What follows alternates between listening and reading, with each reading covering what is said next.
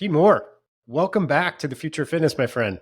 Good to see you. I feel like I'm living the future of fitness, so it's nice to be on. Yeah. Well, you're definitely living at 1,000 miles per hour. I know that, and to no shock to anybody who's ever met you, you're a hustler, man. Always scrambling, producing a lot of value for the industry, and I've always had a lot of admiration for specifically the podcast. I mean, we said this last time. I referred to you as prolific as a podcaster. I mean, 400, almost 480 episodes. Is that right? Something like that. Yeah, Now it's in the that queue. Yeah, we got another 20 in the queue and another 12 tomorrow. So yeah, basically I started doing it just to make sure I get everybody's infomercial out there of what they're doing.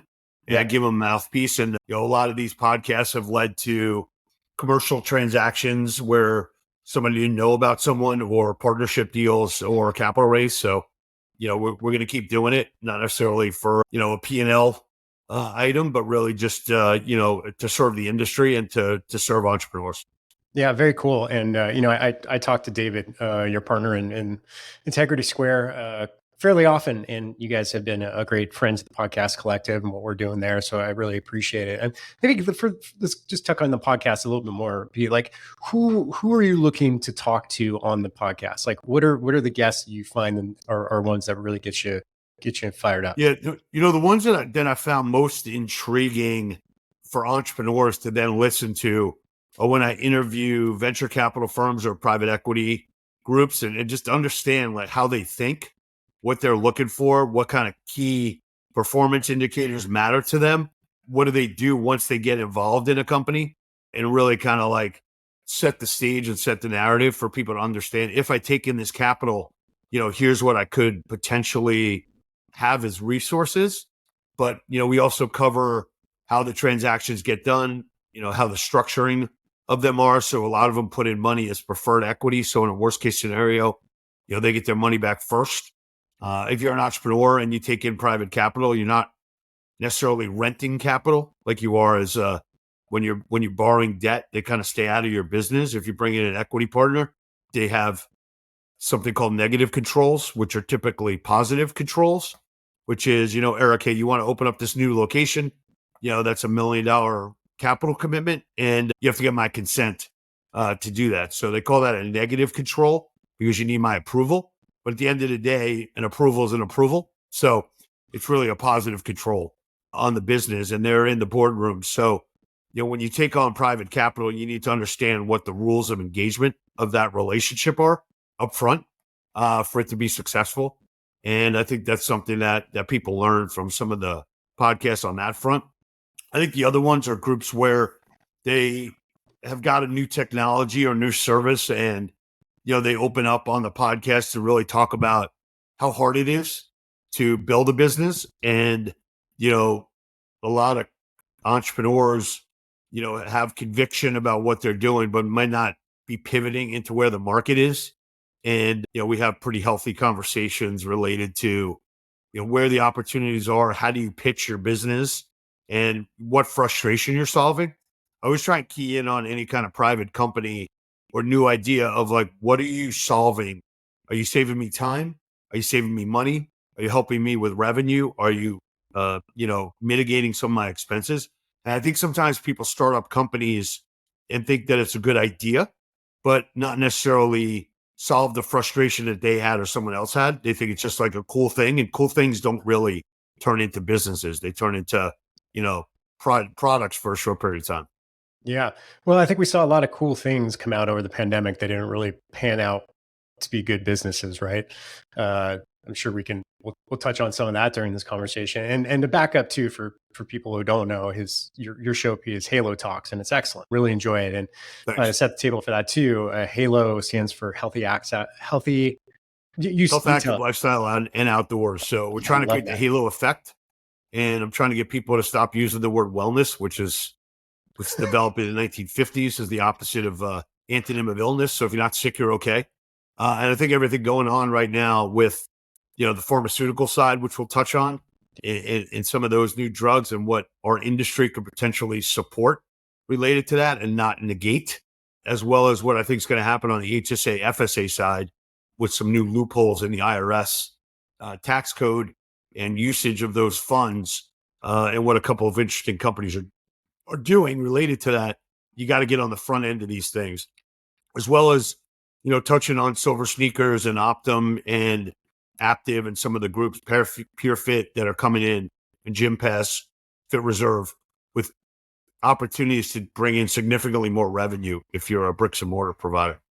Yeah, awesome. Well, let's start with the medical stuff. I mean, why not? I was telling you pre-recording that I spent last week at the Connected Health and Fitness Summit, and I don't think there was a single conversation, whether it be on stage, in a breakout session, or even just me personally having someone, talking to someone in the hallway, in between, that didn't come like GLP-1 was everywhere, right?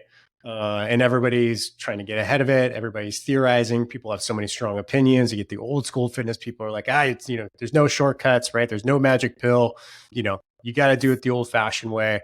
And then there's, a lot of people coming in now from the medical industry, and they're saying, well, no, this is the biggest opportunity the fitness industry has seen perhaps ever. So what say you, Pete? Like, where do you stand on the GLP-1 conversation? Maybe some insights from companies that you're looking at too. Well, look, I think the first thing is you can't fight technology, and don't fight intellectual property. Like, these drug companies have been able to figure out how to modify somebody's thoughts, right? I mean, the idea behind GLP is basically an inhibitor for somebody to not have a satiation for eating food, right? I have a buddy of mine, I should have bought the stock when I spoke to him 4 months ago for Eli Lilly, but he said to me, so I looked at him and I looked at his face, and I'm like, I was trying to figure out, Eric, like, his eyes got bigger. And I'm like, no, his eyes didn't get bigger. His face got smaller. Right. So I was trying to figure out what happened to this guy. I hadn't seen in a while. And I'm like, bro, what are you doing? I'm thinking, like, he's definitely didn't get his eyes enlarged, as like a white Jewish guy from Baltimore. But what he did do was he's been on Ozempic for 3 months, and he's like, man, I lost 50 pounds, and I literally have to remind myself to eat. Now, the fact that this came out of this guy's mouth, because I went to college with him, and we used to order pizza at like 1:55 a.m. right before the delivery ended, Rightfully so. and he always got Coke and not Diet Coke even, when we had the Little Caesars action going at 2:15. Like, that's a game changer for people that have a problem with eating, or, default to that as an activity. So there's really no reason to try to convince a guy like that to say, I don't think you should take this drug, right? Because the side effects are not really dramatic versus what you see on TV related to some of these other prescriptions that you can take. And, you've got all sorts of, you're going to have stomach issues, and, you're going to have suicidal thoughts. Like, those things are not happening with these GLP drugs. So the downside of the GLP drug is two things. One is your face basically, loses a lot of weight, and you start to get, lines on your face because your skin basically doesn't have the same amount of density that it did before, right? And then the second thing is you have to remind yourself to eat. And the third thing is you get muscle atrophy. So, what we should be doing is basically having GLP-1 workouts that are called GLP workouts, and catering to those people that are on these drugs, potentially even work with the companies directly. And I don't know how to get to that right now, but I do think that if somebody has a 15-minute or 15-mile radius around their club, there's no reason why somebody who works the front desk, or a research analyst that you could get from a college or even like a high school senior, could go on and find everyone in this 15-minute radius who prescribes these drugs. And let's go have a conversation with them, and basically drop off guest passes at their doctor's offices, or say, hey, look, when you prescribe this, give somebody this phone number. And inside of our company, let's say a Gold's Gym in Glen Burnie, as an example, Maryland, because I'm thinking about my buddy who lost 50 pounds and needs to actually work out now. And we'll go into the gym because he looks better, right? So he's not intimidated anymore because he's losing weight, which is the goal. Yep. So why can't we have somebody go around Glen Burnie in a 15-mile radius, find every doctor that prescribes Ozempic, and have a relationship with them, and then get somebody on our end and call them something that they should be. Like, I'm a GLP specialist at Gold's Gym, right? The best part of having your own company is you get to make up titles. Like, I call myself a dream architect, chief dream architect. Oh, And I have on my business card DA. And people think, are you a district attorney? Like, no, dude, I'm a dream architect. Why am I a dream architect? Because I say I am, right? You got a building you want to build, you need a blueprint, you need an architect, right? If you want a company you want to build, you need an architect, right? So I'm a dream architect. Tell me what your dream is. I'll try and architect it into an actual business. So I feel like that's the way you get ahead of the GLP. Instead of saying like, oh, this is bullshit, there's gonna be all these side effects. Well, let me tell you, like Eli Lilly and a company called Novadeck, I believe that's how it's pronounced. Those two companies are part of the top 10 most profitable and most valuable companies in the world. And that's not because the investment community like took a flyer on it. It's because the industry is huge and it's going to be around, and they actually have demand issues where they can't produce enough of the drug. Okay. If that's not, like a warning signal to say, hey, how do I get involved in this? And not just say like, oh, I'm like pure fitness. Like, what's the point of being pure fitness? Like, we use every other technology to make ourselves better. This is no different than anything else. So Yeah, that's one on GLP. yeah. I think I'm basically in 100% concurrence with what you're saying. I mean, I've talked about this before on this podcast and someone else's, but I when I owned a gym and I was coaching people, I would coach thousands of people, and I had a group of post bariatric patient members, right? And it started with a guy and his wife, right? They just need education, and then it slowly, actually not even slowly, it pretty quickly grew.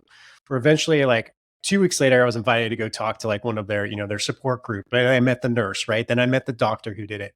Next thing I know, I had no problem getting people into this program. But you had to be very careful of what you're doing. I had to talk to the doctors, right, and make sure that I'm doing the right thing. I didn't want to screw this up. But the opportunities to educate them on, okay, well, now you don't eat the entire burger, you'll eat half the burger, right? Well, that's great. But let's talk about fruit and vegetables, right? Let's talk about some other things. Talk about strength training they've never done before. So the opportunity is huge. And I guess my question for you on this, like, I think you touched on it in the beginning here, is like, to people who are the old school, or like, nah, you got to do it the hard way. There's no shortcuts. Like, what's your advice to them when they talk like that? Look, it's the same thing of like, do you get leads from the internet? I used to run a software company. People were like, I don't know if I need to pay, $100 a month just to have a website. What I got a Facebook group, so I'll get leads through there. So obviously you're using the internet to get your leads. You use all your software, to track your members. You're using, RFID barcodes to check people in. You're probably using Malzone where people are doing their heart rate. You got LED, displays up in the club. You got to view technology as just straight technology. You can't really like slice and dice like which parts of technology you want to get behind and which ones you don't, from a standpoint of mass usage, right? Like, that GLP is going to be used by every single person that has insurance that pays for it, that's 50 pounds overweight. There's nobody that's 50 pounds overweight that I know, and I say, hey, you should lose some weight. And they're like, bro, I'm good. I like being this weight. Has anyone ever said that to you? No, No no, one's ever said, like, I'm not no. interested in losing weight. The only thing they say is, how hard is it going to be for me to do it? And how much work do I have to put in? And the reason why I don't go to a health club to lose weight right now is because they set up some bullshit challenge and tell me that in 60 days, I'm going to get there and I'm going to be at this weight. And I failed in the past because I don't have the discipline and the motivation to do it. Right. So everybody wants to lose weight. Nobody wants to, have to put a shirt on that's black, and like have an oversized shirt and, try to fit into their jeans and like squeeze into them and then take the button off. I've actually had this issue back when I was a kid, right? Take the button so like you have, like I can breathe while I'm eating, or like go to this place that's called the Ground Round that used to be able, there's a kid. You know the Ground Round? I've heard of it. Yeah. The Ground Round used to be this place. It was kind of like I don't know, let's call it like it was like a kid's Applebee's, basically. And they had a lot of peanuts. But on a certain day, you could eat your weight. Okay. So they had a scale when you walked in. So back in the day, I used to weigh like 150 pounds when all my friends were like 90, because I was a big kid. And I used to eat a lot of ice cream and fun dip. Point being that I used to dread going to the Ground Round and I had to pay $1.50 for the burger and fries. Where all my friends were like, I paid, but my dad only had to pay 82 cents, type of thing. So nobody wants to be heavy, right? Everybody, and nobody really has the discipline to not be heavy, because all these portions and these commercials are designed to make you eat more, right? And they don't tell you how much calories are in the Alfredo sauce at the Olive Garden, or the basket of bread, that they fill up 2 or 3 times before you get there, to get your meal. So going back to your question, like, okay, we got technology that's basically going to help us solve some of the bigger problems we have, which is motivation. When people get into our club, that they see results, right? So if you're a health club operator or a fitness studio operator, and somebody's on Ozempic or one of these other GLP drugs, that's like the jackpot, because they're going to see physical change in the mirror. And you get to say, hey, I helped you look like that. Even though maybe the workouts 2 times a week or 3 times a week were not the key driver to that, but they were definitely kind of like, the sizzle, or they were the chisel on that person. Because if they just took the Ozempic, they'd say, hey, my friend can't play pickleball anymore, or like they feel weak, or they feel tired, or, they pulled a hamstring or whatever because their muscles are not strong enough. Well, if I could solve that problem, I actually have a guaranteed member, right? And the other thing I have, which I'm pretty sure is going to be the case, is that once you get on GLP, you kind of can't get off. It's kind of like heart medication. And that's why these stocks of all these companies are flying so high right now from a valuation standpoint, because once you get on Ozempic, you don't go on there and then get off of it. Like, you're on it for life, probably, right? So if I'm on it for life and I've got 50% attrition in the health club industry, I can take everyone that's on Ozempic and I could be like, dude, that person's probably going to be here for like 10 years if they don't move. So it's almost like a guaranteed member to me, almost like an annuity or perpetuity. Like, why would I not figure out how to embrace a perpetuity when I have a retention or attrition issue? So that's how I think about GLP, and all the evidence is there. There's a couple of drawbacks, but there's no way that drug's going away anytime soon. Yeah.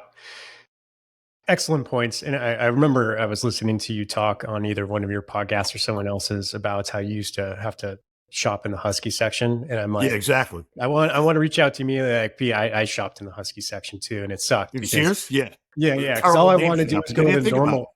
Yeah, I want to go to the normal clothes section. I'm like, that's what everyone else is wearing. My mom be like, no, Eric, that's not for you. You got to go the elastic waistband route. Yeah. Right? Yeah. So thanks for bringing that up again. I'll make sure I have a healthy lunch. You're welcome. For you to bring that up. Just connecting with you. Just connecting. No, I appreciate that. No, I appreciate you listening to that. But look, it's a big deal. And I think we have to identify that. The other thing that's top of mind to me, when people say, what should I be doing in 2024? And you just got back from the Connected Fitness Conference. And I said this last year as when I was on the panel there, kind of said as a joke, but I'm not kidding. Like, you can't have artificial intelligence until you have intelligence. Okay. And we don't have enough intelligence about a member to basically identify the fact that, like, hey, me and Eric used to shop at the Husky department and had elastic jeans. I never want to get back to that. Right. So my point is that when somebody comes and becomes a member of the club, like, give me a top 20 list of things that you need to really know about me and who I am. And then that'll be able to frame how you can motivate me or keep me. So I said on one of the podcasts, if you know that I wore elastic jeans and I come into the club and I look a little heavy, just come up to me and be like, bro, are you trying to go back to Sears? And that'll already trigger to me like, hey, what do I need to sign up for? And I got to recommit myself, right? All you have to say is those 2 words, elastic jeans, right? What you also need to know is you need to know that I used to get yelled at when I was playing basketball back in 9th grade. And I liked it. And the reason why I liked it is because I went up to the coach Kowalski in 9th grade. I've been the same size since 9th grade, and he used to yell at me all the time. And I was a captain. And he said, and I went up to him after 4 days. I said, why do you keep yelling at me, man? I'm the captain of the team. I'm doing everything you tell me to do. And he's like, you're not looking at it right. He's like, you want to come up to me when I don't yell at you. And I'm like, what does that mean? He's like, because I think you have potential.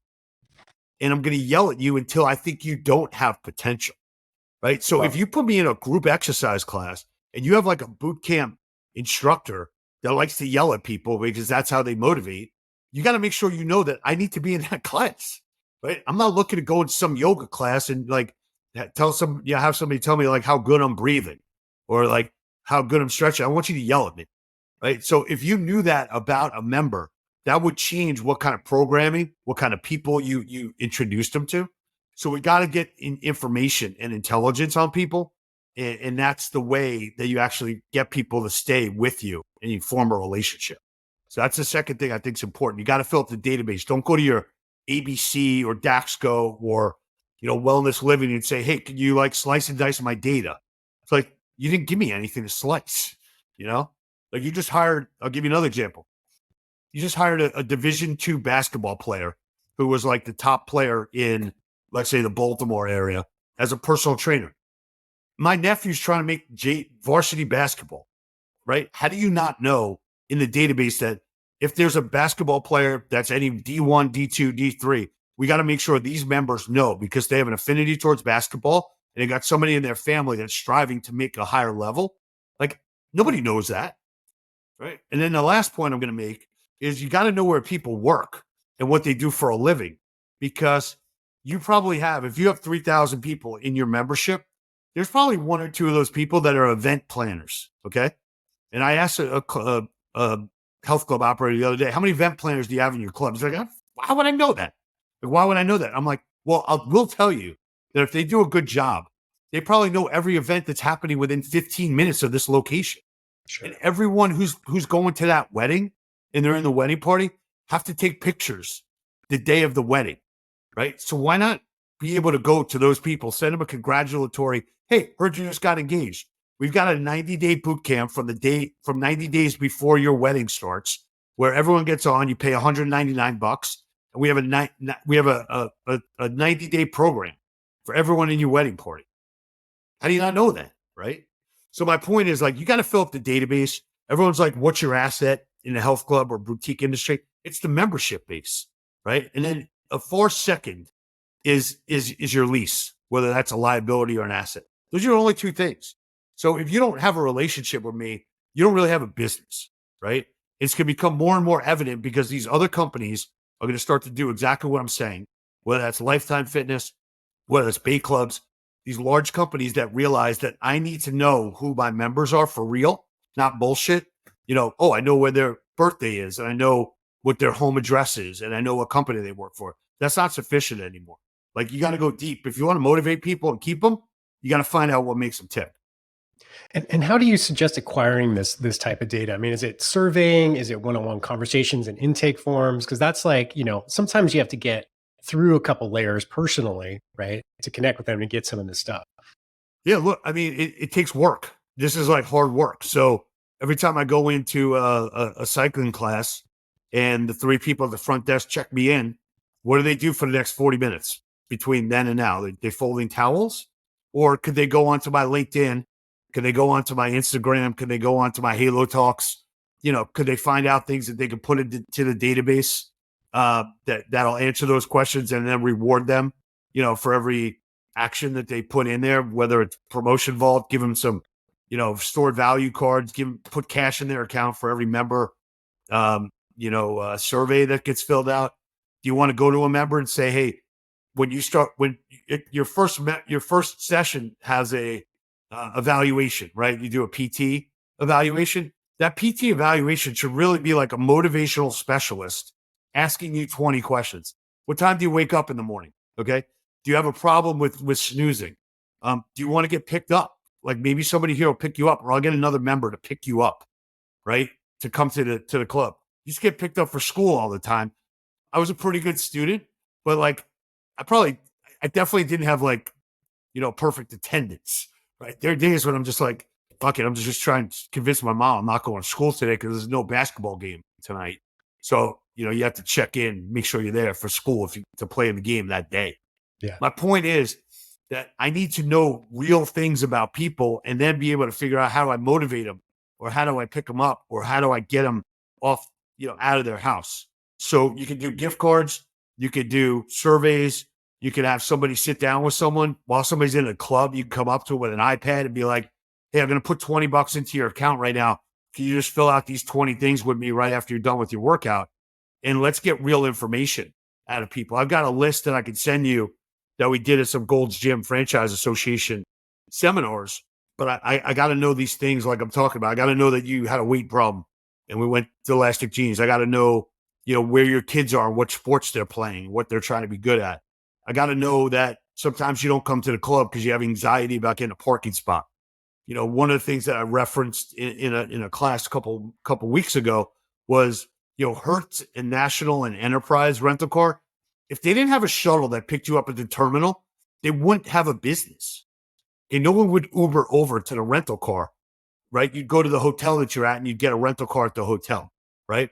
But they said, look, the best thing I can do from an expense standpoint is make sure I actually come get you and bring you to my location, right? Why don't health clubs go and say, here's my 15-minute radius. Here's my scatter charts of where all my members are. Here's where all the doctor locations are that people are going for Ozempic in that radius. And I'm going to basically set up a school bus, one of those small like Sprinter vans, and I'm going to do a loop around town. And it's going to have my logo on it. And it's going to say, we're going to the gym, and if you have a barcode, it scans it just like it would scan it at the club. And we'll pick up everyone who's a member or everyone who wants to be a member. Silver Sneakers will pay you a certain amount of dollars per visit, right? But you have to get those people to show up at your club. So why don't we just go pick them up? A lot of people that are listening to this podcast, I want them to answer this question. How many times a week do you pick up your kids from school, from sports, from their friend's house, from their sleepover? Okay, add all those up and tell me why, as a health club operator, you wouldn't go and pick up a member who's going to pay you per visit when you spend all your time picking up your kids and other people's kids for free. Yeah, that's brilliant. You don't get compensated. Yeah, so, that's brilliant. You got to think outside the box. And really, when I'm saying think outside the box, Eric, I'm thinking inside the box, right? I'm not thinking about this isn't like a wild ass idea of having a minivan with a logo on it that'll cost you $500 a month to go and pick up $5,000 minimum. Yeah. So that's the other thing I'm telling people. It's great. And I love how you offer tactical applications to concepts and strategies, right? I think that's something that's missing, especially, on the podcast circuit, everyone kind of talks these high level strategies, but no one's actually given the tactical pieces. And, one of the things that it kind of ties in nicely to what you just said about, Silver Sneakers now is HSA, FSA dollars is a big thing right now. I work with Eric Durock and Jason Paul at Lifecore Insurance. They have a solution that they're bringing to the market. There's TrueMed out there. There's, I've seen a couple of headlines on your LinkedIn. People are doing it, but maybe take us at a 30,000 foot view. What do you think that means? And maybe how some of the savvy operators are pulling this off so far. Yeah, look, this is extremely new. So, we're really literally in month 2 of this being a thing. But there was a change in the IRS language related to usage of HSA and FSA dollars to give people kind of an overview here. As part of that, it basically allows you to prescribe a letter of medical necessity to someone that has any kind of preventative, issue. You could say, let's use me, Pete Moore, travels a lot, doesn't sleep well, has a stressful job. This guy needs to take Soul Cycle classes. Okay. So what do I do? So I go on the Soul Cycle link to a group called Dr. B. I pay $15. And 3 hours later, I have a letter of medical necessity from a doctor that looked at my survey and said, this guy needs to work out, for him to not, get an apartment that's too high and jump off a cliff or something, right? This guy needs physical fitness. Okay. That now is approved for my HSA, FSA dollars that I have accumulated with my company that I can now use to buy my Soul Cycle classes. So now my 10-pack that was originally cost me, let's say $350. Now I can use $350 out of my HSA, FSA, which really costs me 30% less because it's, pre-tax dollars. So I'm really paying $250 now for that amount. Soul Cycle is still collecting the same 350, right? And I'm getting my 10 pack, and I think I just got a discount because to me it seems like it's free money, even though I'm contributing to it as an employee of a company, assuming I work for a larger company. And then as part of the checkout, you just have to put an HSA FSA card as the processing of payment, which is what TrueMed is doing at a couple of these other companies. So from a standpoint of like the infrastructure or the architecture required to actually affect this, all you need to do is do the work. Call up TrueMed, call up with Next, call up Dr. B, and we can list some of the groups out there and make it easy for someone to get a letter of medical necessity. And quite frankly, if you're a health club operator, after you understand this, which will take a day or two of doing research and making phone calls, every one of your members should be getting a letter of medical necessity. And their membership should be getting processed, potentially through the HSA, FSA, checkout. I haven't done all the work to figure out the recurring revenue and changing a credit card. I haven't done that yet. However, that's going to keep people longer in the club. And in addition to that, a number of those people are probably using that HSA, FSA for other things, potentially related to, the GLPs and other portions of what they're trying to achieve. So I think it's definitely something that you need to focus on. It's dollars that are less scrutinized by the members or prospective members because they view it as a discount or they view it as free. And there's $150 billion, literally $150 billion that's locked up in these accounts. And now the IRS is making it easier for you to actually spend it. Yeah. Yeah. Amazing. And do you see this as, actually, this is probably a two-part question, Pete, but, I talk about this quite a bit. Like, do you ever foresee the integration of health clubs, fitness, right, into healthcare as we know it currently? And if so, or if not, do you think like HSA is kind of like the first step to do that? Like, how do you see those things, or is it completely separate? Do you think it's not really? I mean, how am I going to word this? Like, HSA and FSA can be a standalone product by itself. It doesn't necessarily have to go venture into actual healthcare reimbursement, but could it? Could it go to healthcare reimbursement, you're saying? Yeah. I haven't looked at what the letter of medical necessity is written by an actual doctor. And I don't know if, I know that you could use it for workout recovery. Like we've got a company called Higher Dose that we're invested in. So you could buy an infrared, sauna blanket. You could buy a pulsating electromagnetic field mat and use that as part of your HSA, FSA dollars. There's a company there's a couple websites. One's called HSA Store. Another one's called FSA Store, where all the products on those portals are approved for use there. I don't know about the medical side. I mean, your health insurance is a completely separate bucket. Your health insurance is the one that's paying for the GLP drugs if they're approved by either your employer or the insurance company. So I think those are separate buckets. And the HSA, FSA is basically controlled by 3 or 4 companies that have those accounts that are basically just making interest on the float and don't really have an incentive for people to use it because they want to keep the assets there. And the employer always prepays your HSA, FSA at the beginning of the year.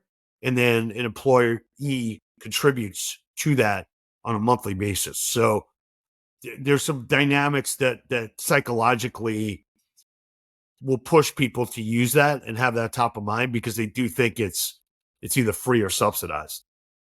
Yeah. Yeah. As well as Interesting. tax advantage.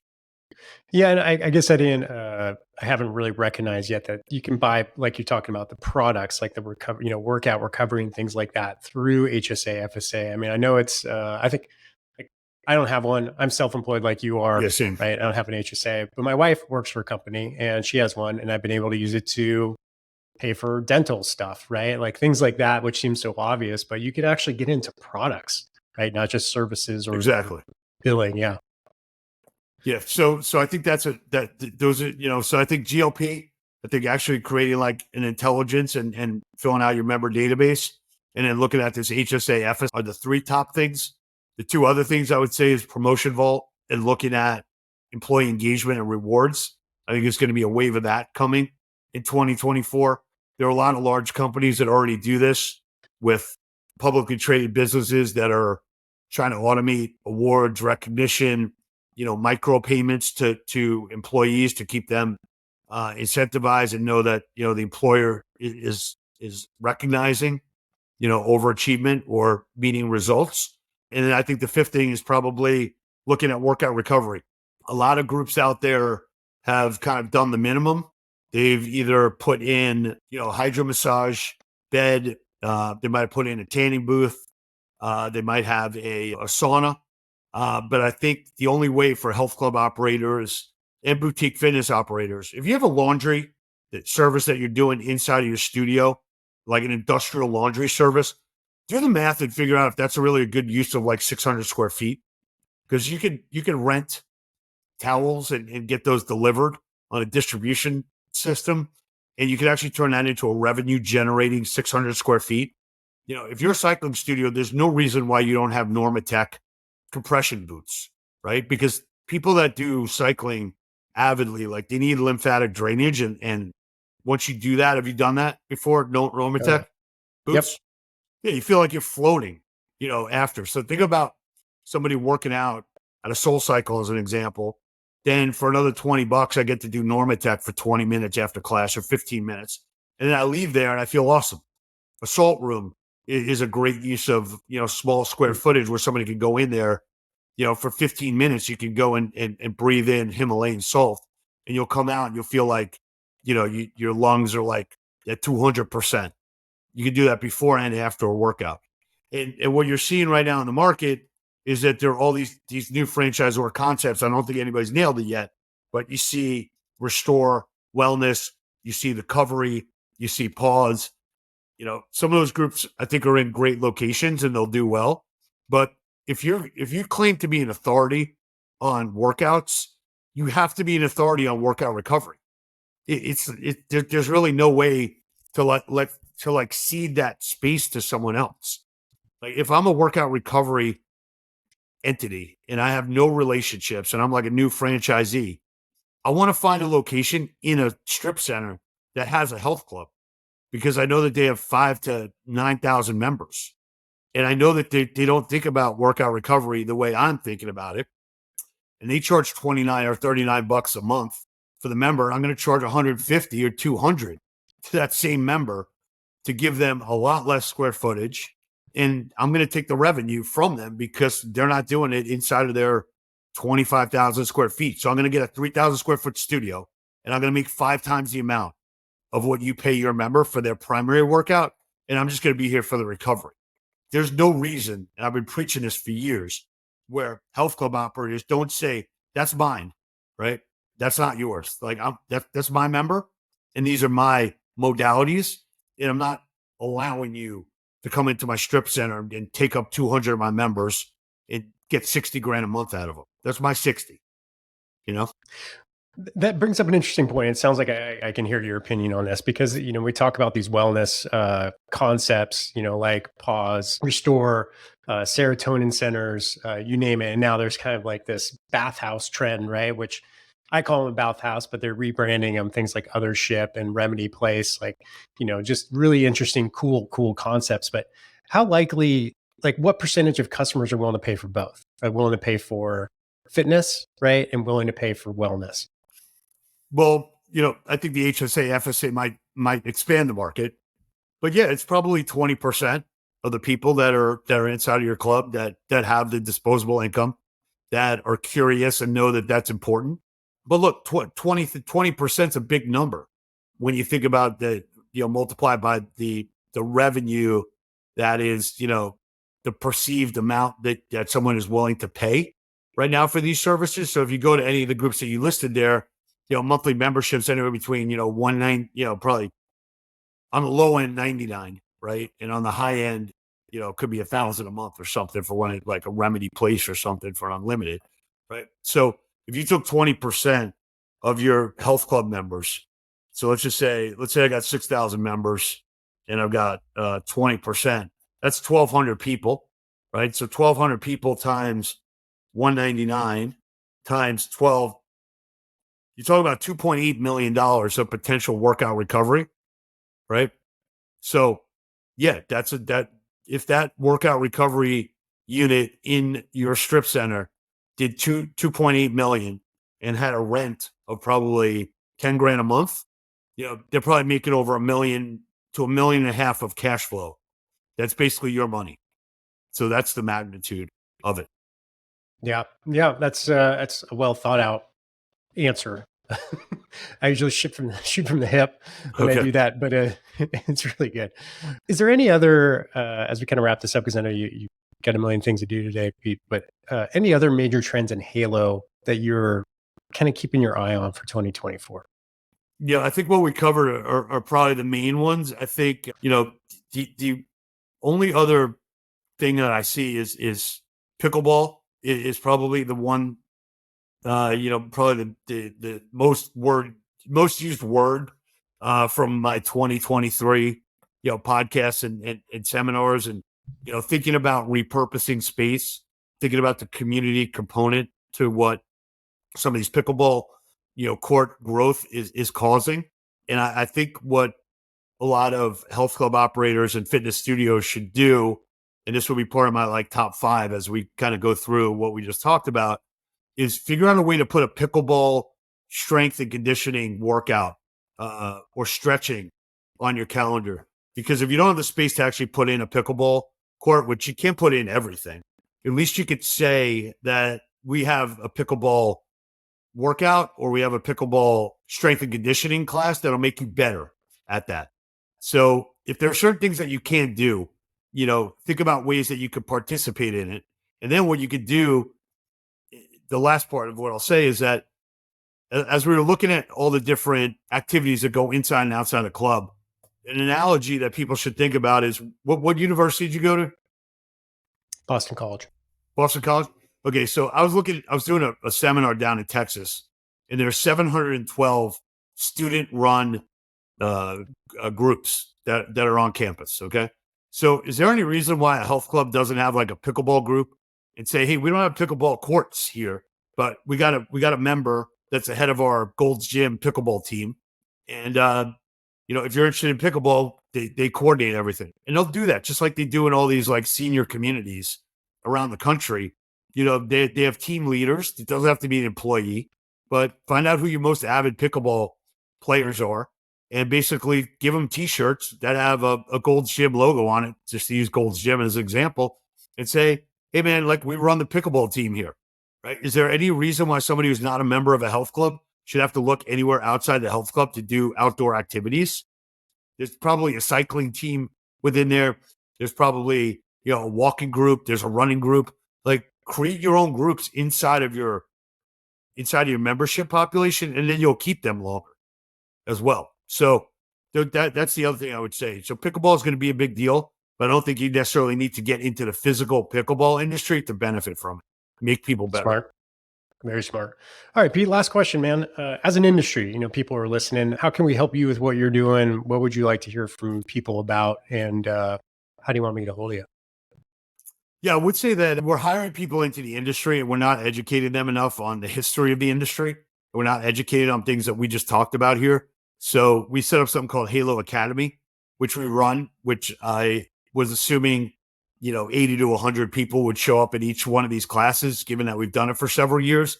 And there's not as much of a focus on executives in training their teams as it should be. And I think a lot of other industries have figured that out a long time ago, because I go into hotels and I see training sessions going on all the time.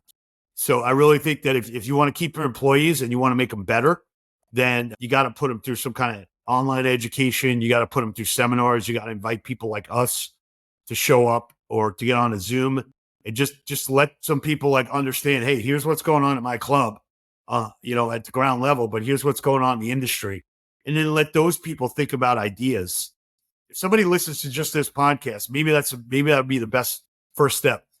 Have a lunch meeting, play this podcast to all your employees over like Jersey Mike's, Danny DeVito, luncheon, and see what happens. Ask people, what they think and how we can take these 5 or 7 things that we talked about and turn them into action items and include everyone, because, this caters to all different age groups and all different people in your club. And I feel like that's missing right now, where we're not educating our teams better in what they need to know. And, the only way you can block and tackle and, is to watch other people block and tackle, or to find out, who's who's got a better playbook.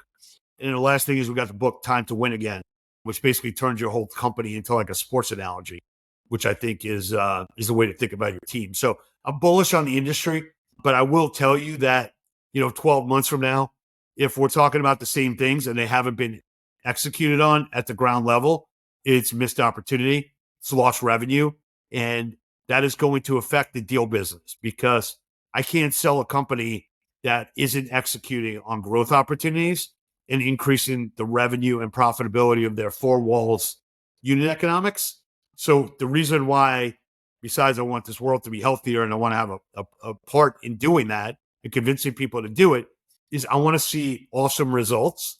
And I want private equity firms and growth equity firms to come to us and say, hey, what do you got?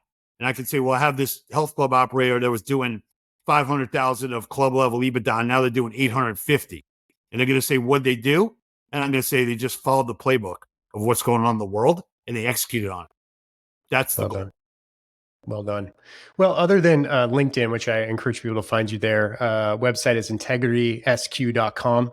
Is there any other places online, Pete? Yeah, just go to halotalks.com for the podcast, or anywhere you listen to your podcast, and appreciate what you're doing. Thanks for getting me back on, and look forward to seeing you in person. There's big opportunities here, but pressures of privilege is what people should realize. So doing all that we're talking about is adding to your plate a lot more work, but the results are evident and they're going to be there. So, follow the yellow brick road. Right on. Right on. Ladies and gentlemen, Pete Moore. Awesome. You too. Take care, buddy.